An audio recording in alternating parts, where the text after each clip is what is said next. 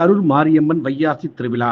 ஏராளமான பகுதியில் இருந்து பக்தர்கள் தீர்த்த குடத்துடன் ஆலயம் வருகை தந்து நீண்ட வரிசையில் நின்று சுவாமி தரிசனம்.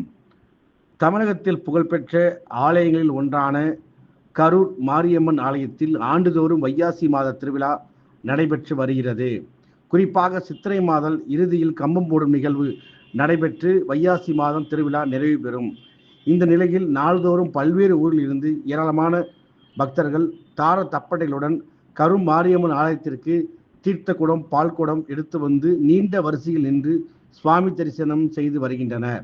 இந்த நிலையில் கரூர் வெங்கமேடு, வடிவேல் நகர், தாந்தோன்றிமலை, காந்திகிராமம் மற்றும் கருப்பாய் கோயில் தெரு உள்ளிட்ட பல்வேறு இடங்களில் இருந்து இன்று 500க்கும் மேற்பட்ட பக்தர்கள் தீர்த்த குடம், பால் குடம் எடுத்து வந்து ஆட்டம் பாட்டத்துடன் சுவாமி தரிசனம் செய்தனர்.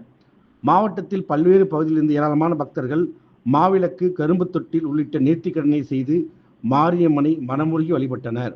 தொடர்ந்து மாரியம்மன் திருவிழா முக்கிய நிகழ்வாக வருகின்ற ஞாயிறு, திங்கள், செவ்வாய் ஆகிய தினங்களில் அமராவதி ஆற்றில் இருந்து ஆயிரக்கணக்கான பக்தர்கள் அக்னிச்சட்டி, அலகு உள்ளிட்ட நேர்த்திக்கடனை செய்ய உள்ளனர் என்பது குறிப்பிடத்தக்கது.